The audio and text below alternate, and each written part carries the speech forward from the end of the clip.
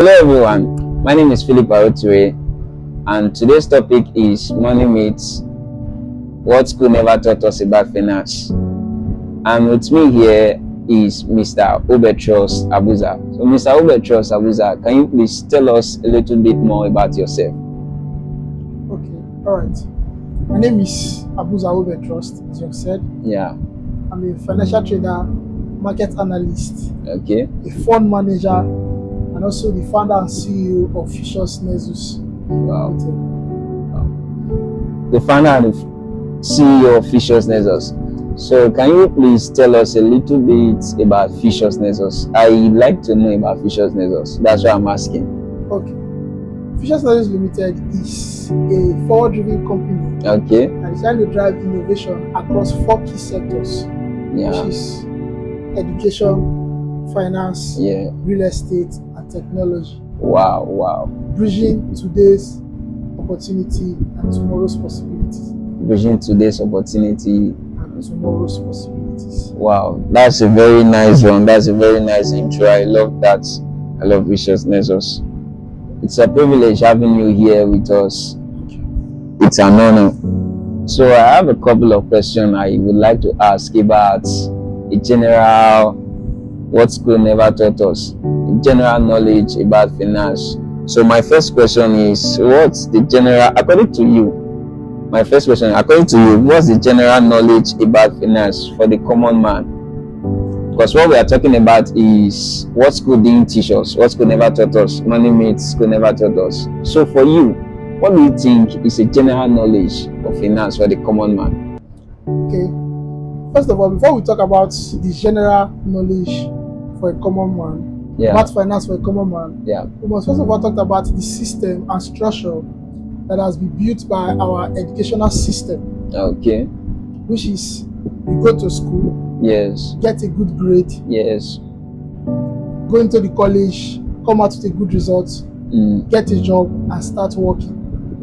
This is a system that we are trained with, this system from our childhood till now. But what we don't understand is life is evolving and the system is changing. So we want to talk about the general knowledge of finance for a common man. So I will say it is going to school, getting a good job, working, earning, spending wisely and saving. Spending wisely and saving instead of investing. So you are trying to tell me that the common man is not necessarily interested in investing. So they believe more in saving than in investing, right? Not that the common man is not necessarily interested in investing, but it is a system that has been built into him that when you come out with a good grade, you get a job, you make money, you save. Maybe the best you can get is get a car or get a house of your own, then raise your family. Even getting a house, getting a car, it's a good life. Get a car, get a house, for a lot of people. Raise your family, and you save for the future instead of investing. You save for the future instead of investing. That's a nice one. I really love that one. I love that one. So what's a general, now we're talking about finance for the common man, or what school didn't teach us about finance. I've come across some people talking about debt as a part of finance, to run a business or something like that. But not everyone understands debt completely. That is you taking loan probably for a business sake. So if I should ask, how does the common man see debt? How does the common man see debt?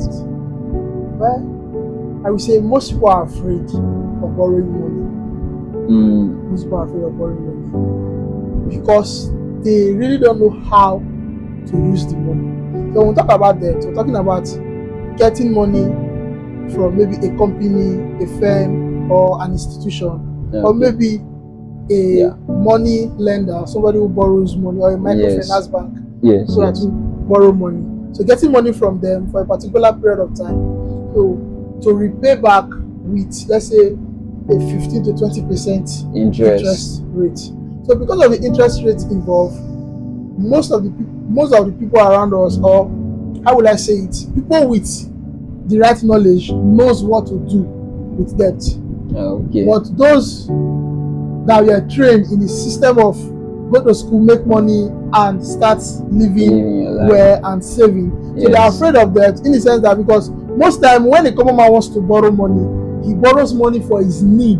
Yeah, maybe that's true. To pay the children's school fees, to pay for the house rent, or maybe buy clothes, or maybe buy a car. Yeah. Most time I think there's a system where people now buy cars on credit now, and they split the payment into 3 months, 6 months. Wow. So for a common man, that is what they see as debt. But when you talk about those with financial knowledge, those that understand how money works, they see debt as a leverage to scale in business. Wow, a leverage to scale in business. Wow, I love that as a leverage to scale in business. And one of the person I've studied and I've known that he has used debt to build wealth successfully is Robert Kiyosaki. Yeah. So you can go and check on Rich Dad Poor Dad. How he used debt to build a real estate empire.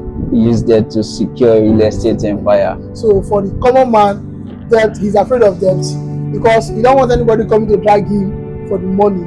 Yeah. Because why? He knows how to spend the money, how to use the money. But for those with the knowledge, they see it as a leverage to scale their business. I picked something for what you just said now. You said for those with the knowledge. So even if you want to go into debt, you want to go into business with debt, you must get a certain amount of knowledge. Yes, you must get knowledge. You must know how money works. Like I always say that every man is a product of his or her knowledge. Every man is a product of his or her knowledge. So what we see outside is what you've built inside. Yeah, that's true. What you build. So if you don't know how money works, money will come and go. But those that understand how money works, when the money comes, they use that money to make more money. That's true. So instead of the money coming and going, they use the money to make more money. That's true. A lot of people start attacking their village people and all of that because they think the money came after some period of time. They didn't know what happened to it. Meanwhile, they were responsible for everything that happened. That's a really nice one. So what if I say, in a more focused way to grow financially, should a person seek for a job employment? You want to grow financially, should you seek for a job employment? Should you get a skill or start up a small business? Now the reason for this question is because a lot of people think they can get all the money, all the time and freedom they need once they probably start up their private business. So what's your advice or what's your opinion in anyone trying to grow financially? Should they seek for a job employment, get a skill, or start up a small business? What's the question again? Okay, the question again. They say, in a more focused way to grow financially, should I seek or should anyone seek for a job employment, get a skill, or start up a small business? Okay, for a start, I will say get a job. Get a job. Yeah. Get a job. Most people underrate working for others. Okay. There are people that are living successfully today. They're just working for a particular company. Yeah, that's true. So for you to start your financial journey or your journey on becoming successful in life, your first approach was getting a job. Because if you said you want to start with a skill, what you must know is that the skill there's a time for you to learn the skill. Yeah, that's true. In that period of learning the skill, what will you be doing that way? What will you survive that's on? True, yeah. So the first advice I will give to you is that you should get a job. And while doing that job, you can start learning a skill. While doing the job, yeah, you can start learning a skill. And when you find out that your skill is not generating more money than your job is giving to you, then maybe you can then quit your job, focus on your skill, and build a business out of it.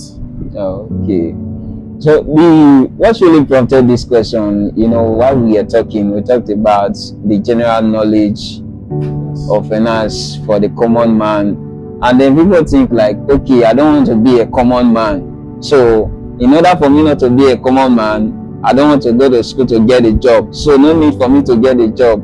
I just want to start off something. They think that starting off something is an escape, that is entrepreneurship for them. So that's what prompted the question. Okay. And I will say entrepreneurship is not an escape of poverty, but neither entrepreneurship is not a get rich quick scheme. Yeah. One thing most people don't understand is it is better to do a 9-to-5 job. Yeah. And than to go into entrepreneurship. It's better to do a 9-to-5 job than to go into entrepreneurship. Let me explain why I said so. Okay. Entrepreneurship is a 24/7 job. Wow. Yeah, that's true. It takes your time. You, as an entrepreneur, you work 24 hours in 7 days.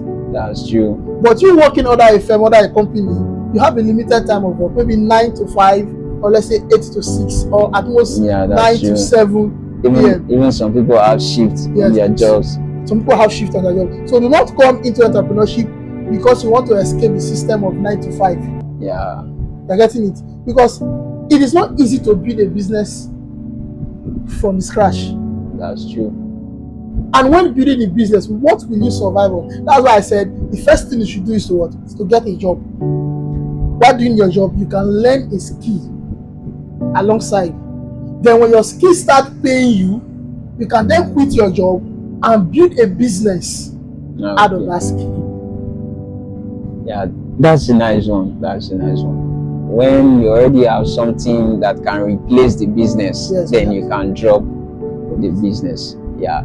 So, talking about business and all of that, can you give us a brief explanation on probably how someone can become more successful other than just getting a job, a skill? And this question is relating to the terms of assets and investments, because for the common man, they don't really know what an asset is. Don't really know what an asset is. If you ask a common man what's an asset, or if they go for a loan, you'll find out that you ask them what they have, let's say for mortgage, they will tell you that their cars, their houses are assets. I don't know if you can throw more light on that. I think starting a business does not really guarantee you financial freedom. Okay. Because there are people who have started businesses before and the business is fake. There are people who have started great company before and the company failed. That's true. So for you to have financial freedom, first of all, you must know how money works. You must know how money works. I think there is something I'm working on now, which I call the building block of wealth. Which is you start by working, which is your hard work, then move into smart work, then before you move into networking. So one of the vehicles to financial freedom is investment. Yeah. So your business, the money your business produce cannot guarantee you financial freedom. But your ability to invest is what will bring out something. Is what will bring out what? Something that can generate. Something that can generate more income. Cash flow for you. Cash flow. Yeah, that's your business gives you what? Income. Yes. Active cash. But your investment gives you what? Passive cash, which is what? Cash flow. The money starts coming. And when those money start coming, you must have the tendency to what? To compound it. So that's why I said only those with the knowledge can do this. Can do it. Because for a common man, maybe a common man can invest into a particular stock, and when the profit starts coming, they start eating the profit. But for a man with the right knowledge, they think of how to make money from the money that is coming. For me even, for the common man, investment is, let's say, what in my own language, I will say investment to the common man is like flipping. Let's say I give you 10,000 naira as an investment, I give you 100,000 naira as an investment, and you tell me that I will receive 50% at the end of the month. That is, they just want to give you their money, and then within a short period of time, they want it doubled. But by the end of the day, most of those promising firms and agents, platforms that promise to double your money in a short period of time turns out to become scams and all of that. But with the right knowledge, with the right approach, someone can build assets So assets are meant to be short-term or long-term. Assets meant to be short-term or long-term. Depending on your investment goals. Depending on your investment goals. So you can decide to invest long-term and you decide to invest short-term. You can decide to invest long-term. So you can decide to invest short-term. And not every investment should be long-term. Not every investment should be long-term. Yes, so sorry, if you mean short-term, what do you mean? How long do you mean short-term? Maybe 1-2 years. 2 years. Yeah, that's short-term. Yeah, to me, that's short-term. To you, that's short-term. Wow. What about a long-term? Long-term investment? How long? About 5 years and above. 5 years and above. 5 years. So what if I say I want to make an investment in stock or whatever, and then it should run for a period of 3 months to 6 months? Would you say that's too risky, or that's not possible for an investment? I want to make an investment. I want to make an investment, and then at the end of, let's say, 3 months, 6 months, I'm expecting a good return on my investment. How possible is that? It's possible. It's possible. Very possible. But are we not sure that scams are built around this short-term investment for a high return on investment? One thing you must know is when somebody guarantees you, let's say, up to 30% return on investment, or up to 40 to 50% return on investment in a short period of time, you should know that that is actually a scam. It's a scam. Yes. When the offer is too juicy. Yes, when the offer is too juicy, it becomes a scam. It becomes a scam. That's the truth. And that's what most people fall into, because they need quick cash, but getting wealthy doesn't really come that quick.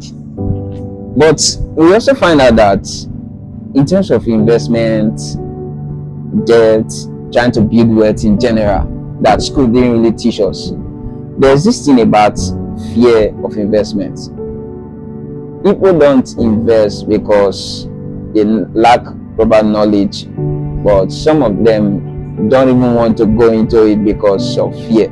So how can anyone overcome fear in investing? Let's say, for instance, I work a 9-to-5 job, and then I get paid at the end of the month, let's say about 50 to 100k, 100,000 naira. So, and I want to go into investments. I'm thinking about saving my money, but then it's a nice approach to try to invest. So how can I overcome fear? Because I'm like, what if I lose this investment? What if I lose this money? This money came in a hard way. But how can I overcome fear? One of the major fears people have when it comes to investing, but one of the major fears people have in life is the fear of failure, which is the fear of not wanting to lose their money. But one thing you must understand, that in your journey to grow wealth, or in your journey into work, let's say in your journey to investing to grow wealth, you must have it in mind that a time will come where your investments will definitely fail. The investments will fail. Definitely fail. Not all investments will come out successful. That's true. So if you have it in mind that way, you will expect, like there's a popular word I said, hope for the best, but expect the worst. Hope for the best, but expect the worst. So the reason why people are afraid to invest is because maybe because of their past experience. Yeah, that's true. Because of their past experience, or maybe they have a fixed mindset that whatever money or whatever investment they make, they will definitely get a return on it. So when the investment crash, they can name that as scam or whatever. So it becomes scam when investment crashed. So it or when you didn't make money from it. So they just think you can just wake up anytime, any day, put money into stock or whatever investment you have. Could be crypto, it could be real estate, and then they expect a return at the end of probably the month, the year, or whatever, according to the term of their investments. So, talking about investment, wealth, building wealth, and some of the things that were inbuilt in the common man by our education system, especially here in our country, you'll find out that a lot of people tend to think their age, let's say for the young ones, especially the ones in their 20th, 30th. They think or they feel like they are still young to handle a huge amount of money. So my question now is, how should young people handle their mentality of thinking they are too young to become creative, successful, and think in a global way? Yeah, there's a saying I live by that it is never too early. It can only be too late. Can only be too late. It's never too early. It can only be too late. So nobody is too young. Nobody is too young to start making money. Yeah. Nobody is too young to start making money. I think there that. was a time when the youngest professor in the world was just 14 years old. 14. The youngest professor in the world was 14 years old. Mark Zuckerberg started Facebook at the age of 19. At the age of 19. At the age of 19. And now he's in his early 40s and he's already a billionaire in dollar. Wow. Yeah, so nobody is too young to start making money if he or she is doing it the right way. Yeah. That's impressive. That's impressive. Nobody, I love the statements. Nobody is too young to make money. Nobody is too young. Yeah, I love that statement. All they just need is the right procedures, the right way, the right mindset, yes. And somebody to guide them through. That's very necessary, because you might be in progress and then make a certain amount as a young person. That is one of the things I was talking about, the mentality. For the young person, once they start making a certain amount of money, they just think what they need the next is probably get a car, get a house. That is a definition of success for them. So that was one thing I was talking about for the young mentality, the mentality of young people when they come into business or they start making money. I love your feedback. I love your response. I've learned a lot, and it's really been a privilege having you here today. Thank you very much. And I really appreciate it. And as well.